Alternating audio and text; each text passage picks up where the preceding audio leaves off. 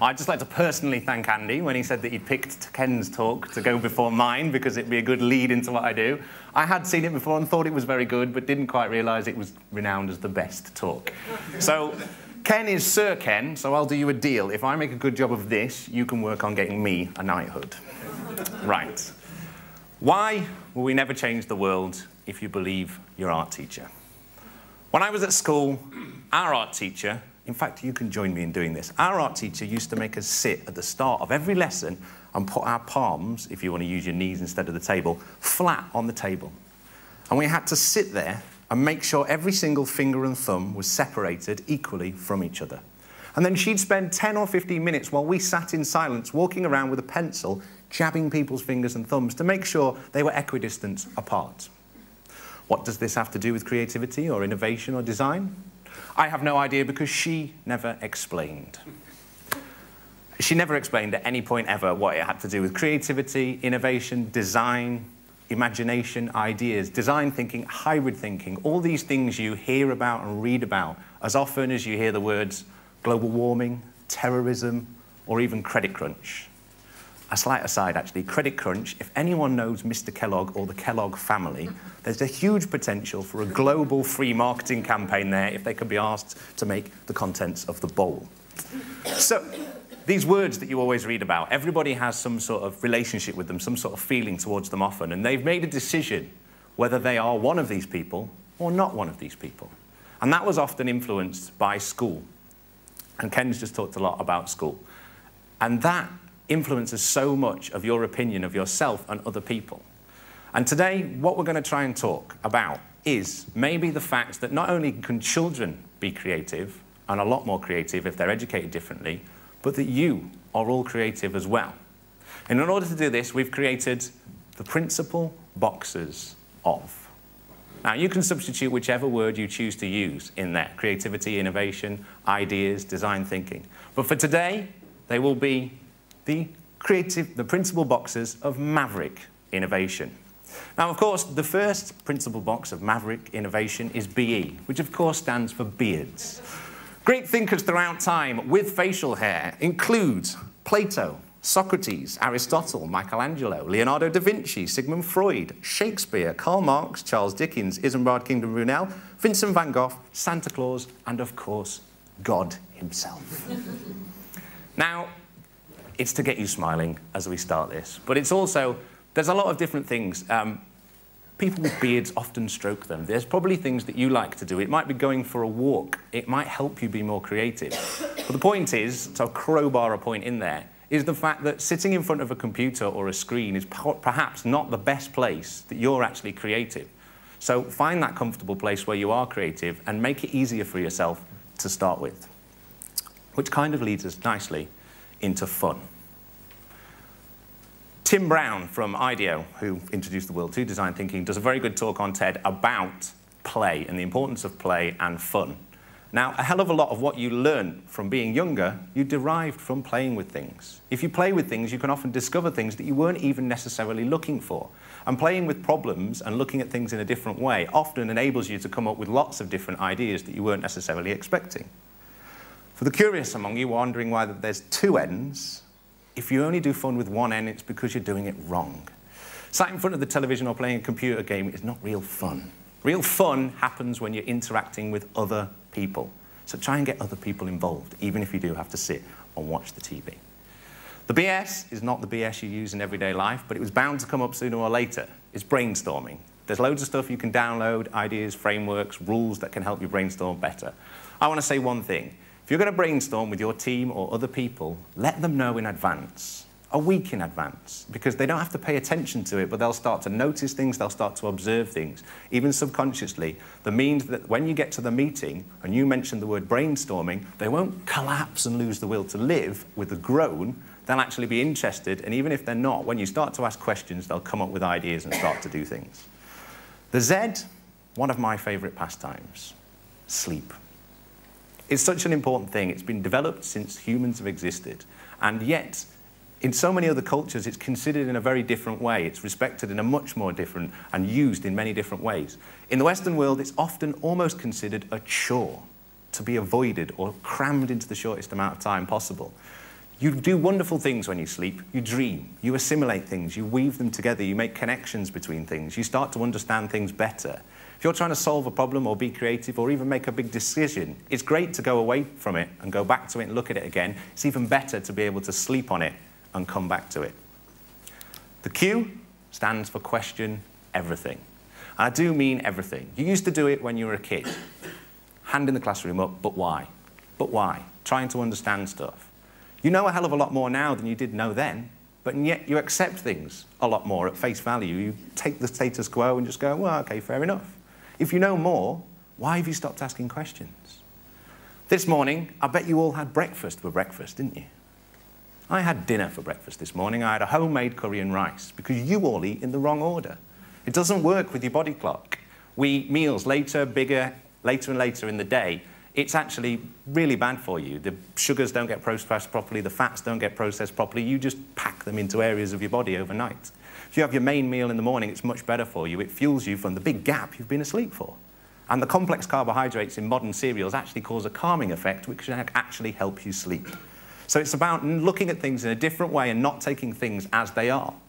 You know the old pink and blue thing with boys and girls and the separation? Pre-1920s, it was the other way around.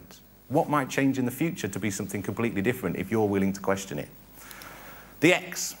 Some of you have been led here today to believe that the X stands for independently organised. The big red X stands for failure. But failure being a good thing. Failure gives you feedback. Now, I know in a lot of schools, and God help them, failure is often referred to now as deferred success because it's such a bad thing to fail. Pretty much everything you know and have learnt has been through failing and understanding why you failed and then being able to do it better next time. And this failure goes hand in hand with the other thing we're very averse to doing, risk. Everybody's educated to be risk averse. If you never take any risks, you're never going to get anywhere because possibility only lies in uncertainty. If you don't know what's going to happen, then new things can happen. And if you're willing to get them wrong, then you can get into uncertainty in the first place and you can discover those opportunities. But if you're not willing to do those things, you're never going to create anything new. You're never going to be able to be creative because it lies at its fundamental heart. The next one. I'm very glad that Phil showed a film this morning because I'm going to make a film reference now. Does anybody know what this is? Yes, Dr. Emmett Brown. You know what happens when this baby gets up to 88 miles an hour. But the point is, any good presentation has a metaphor. Your capacity to deal with change and the rate of change, i.e. flux, is one of your most valuable assets as a person, as a business, as a company, as an organisation. Your ability to be flexible is, again, at the heart of being creative. The world around you is going to change, and it's going to keep changing, it's going to change faster. Your ability to adapt to that change, be flexible, is the only way you have any chance of keeping up and keeping ahead of that line. It's one of those misquoted things of all time. When Darwin said survival of the fittest, he did not mean the biggest, the fastest, or the strongest. He meant the beings with the most ability to adapt to change. You're good at it. Use it. It's an inherent part of being creative. Another thing that's inherent, you've got one of these things inside your head. You've heard that it's the most fantastic, wonderful tool you'll ever likely to own, regardless of how good computers get. Well, if I was to tell you that your conscious mind can process 2,000 bytes of information a second, would anyone like to guess how many bytes of information, and this is the people that don't know and haven't seen this information before, because I know some of you in the room, so don't spoil my fun, how many bytes per second your subconscious mind can process? Quick. 2 gigabytes. A couple more guesses? 2 billion. 2 billion. That's 2 gigabytes, isn't it? Right. Okay. They're reasonable guesses, quite close to each other. Well, I can tell you today that in recent studies, they've worked out that your brain subconsciously can process approximately 400 gigabytes of information a second. We'll just stop for a second and let that absorb in. Now, the people that guessed 2 gigabytes, well done for guessing. Your willingness to risk being wrong, you're learning already. Everybody else who thought that the 2 gigabytes sound a bit ridiculous, how ridiculous is this meaningless number? Your iPod Classic, one of them, is 120 gigabytes. That's about 100,000 songs. So 2.5 times that is 250,000 songs worth of information a second you can do in your head without thinking about it. Now, obviously, it does a hell of a lot of stuff. To stand upright, 170 muscles constantly adjusting to stop you falling flat face on the floor. It's the things that you filter out. So the taste in your mouth that you weren't aware of until I've just mentioned it. The sound of the air conditioning you blocked out. Just about hear it there. But the important thing is that there's this huge capacity of your subconscious mind, and you need to use your conscious mind to wield the power of it. And one of the ways you can do this is by having one of these in your pocket. Didn't say it'd be complicated, it's all straightforward. If you notice something in your everyday life, that's significant because your conscious mind has been aware of something your subconscious mind was trying to make it aware of. The fact you've noticed it is important. So many people disregard it. The Beatles were mentioned this morning. John Lennon famously, apparently, said that he never wrote any of the song lyrics down because if he remembered them, they were worthwhile. If he forgot them, they probably weren't that good. I couldn't say I necessarily agree with that. If you write something down, it gives you the ability to refer back to it. It gives you the ability to keep coming back to it because your subconscious mind is processing all the time. And if you notice these things consciously, it'll connect it to other things because it's all about making connections. The second reference is another 80s film. It's a Johnny 5. It's a short circuit. Does anyone remember what he was constantly after throughout the film? Input. There we go. Input. It's such an important thing. Another part of where your creativity comes from and where it lies is making connections between things. So the more input you can get, the more things you can expose yourself to, the more chance you have of connecting those things together. You all have evidence of this. Well, maybe not all of you. Some of you may have £2 coins in your pocket. Round the edge of that £2 coin, it quotes Isaac Newton saying, "Standing on the shoulders of giants." Even he, who was famous for doing such great things, could only do it because of what other people had done and how he connected them together and took the next step. So much of what we do is about doing that. Any of the eureka moments you choose to read about in history, if you drill down into them and understand them properly, they're spin. They're stories that were created to make the people who were trying to get famous look better. They were actually a load of people behind them and they connected together a load of other things. This dot in a square, you may recognize a bit more easily if we zoom in. There's a fantastic talk on TED I'd highly recommend. It's a talk called Nature's Design by Janine, someone whose name I forget the second name of. Yes. This is a wonderful model of inspiration for you. 3.8 billion years of research and development has already been done on your behalf. And the world around you does incredible things in a very, very efficient way. It delivers doing them very well, and it also does them in the context with which it exists, with the rest of the world around it.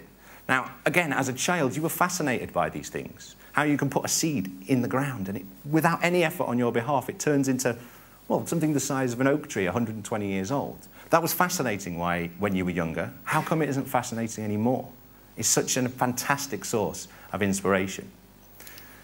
One of our principles is about thinking inside the box. You've heard of thinking outside the box. Thinking inside the box is about understanding the context of problems. If you're going to be creative, you need to understand what you're trying to be creative about. Because often when you're trying to solve problems or people are asking questions, they're not actually answering the question they need to, and they're not looking for the answer that they need to.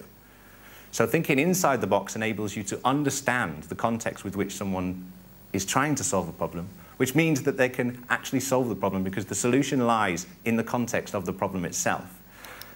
You've heard of the 6 Ps of marketing. Mike had the 5 Ps of something or other this morning. We have the 4 Ps of thinking inside the box. The first P is people. You need to know who you are in relation to everybody else, who your business or company or organization is in context of everybody else, and who your people are, and what they're capable of, what they're resourced to do, what you might need to learn in order to be able to achieve or be creative in the area you want to be. The second P is people. Who you are in relation to everybody else, as well as knowing yourself, the context of you and your organization. You need to know the context in the wider area of who you interact with, which market your company sits within. The third P is, of course, people. Perhaps the most important people, the end user, the person you're trying to be creative or innovative for, the person you're trying to sell to, the customer, if you will. You need to get inside their experience, because nowadays you're not selling products or services or trying to create things that are singular and disjointed. You're trying to create the whole experience that goes with that. And you have to get inside that experience and hopefully get to the end of that journey with a smile on your face. Because if you can get to the end of that journey with a smile on your face, regardless of what you're doing, you've probably got something worth talking about, something worth selling, and something worth doing. The fourth P is, of course, not people. It's planet. It's the box we're all in. It's the context with which we all exist in. It's the world around us. And I'm not talking about butterflies on one side of the world, earthquakes on the other side of the world. But everything is linked. It's all part of a system because it was designed a lot better than we could even begin to hope to do. It's all interlinked. You need to understand that, get hold of that, embrace that, because it's not a trend. It's not a bandwagon to be jumped on. It's a fact that we have to appreciate and get involved in. We're not going to exclude thinking outside the box because it is a great thing. But it actually comes from a 19th century Victorian puzzle, joining these 9 dots together with 4 lines without leaving the paper with your writing instrument. We haven't got time for you to stop and think about it, so I'll spoil it for you. You draw it like that. But the point is, that's where the term thinking outside the box comes from. And it's a phrase that everybody uses all the time without really thinking about it. If you're going to think outside the box, once you've understood the box itself and the context with which you're trying to solve the problem, get outside the box. The further you can distance yourself from a problem or the area you're trying to be creative in, the more chance you have of innovating or being genuinely creative. If you ask someone to imagine what the world would be like in 2 years' time, 5 years' time, or what it would be like in 20 years' time, 50 years' time, you're going to get some very, very different answers. Push the limits of where your imagination can take you, because there's nothing stopping you at that point. Imagine it without borders or boundaries or social constraints, if I can get a word out, or even the laws of physics, and then work back from that point of B instead of trying to go forward from A. Everybody uses the example of the iPod. Imagine if they tried to go forward from the Walkman to try and create the iPod. We wouldn't have an iPod. At some point, someone went, wouldn't it be fantastic if I can fit my entire music collection in my pocket? Some people laughed. Some people went, to be honest, probably not that hard. It's a different way of thinking. It's a different direction. Which brings us back round to our principal boxes of. And the point we're trying to get across is that our principal boxes of are principal boxes of you. All of these things exist within you. They're all a part of what you do naturally. And we started off talking about school. School is often about teaching. This is not about teaching. This is about becoming aware of the things that you do naturally so that you can notice them and do them better. One day, I'll write a better quote than this that I can use at the end of my talks, but as yet, I haven't found one. So I'll leave you with this. Our greatest fear is not that we are inadequate. Our deepest fear is that we are powerful beyond measure. It is our light, not our darkness, that most frightens us. Your playing small does not serve the world. There is nothing enlightened about shrinking so that other people won't feel insecure around you. We are all meant to shine, as children do. It is not just in some of us, it is in everyone. And as we allow our lights to shine, we unconsciously give other people permission to do the same. As we are liberated from our own fear, our presence automatically liberates others. Thank you very much.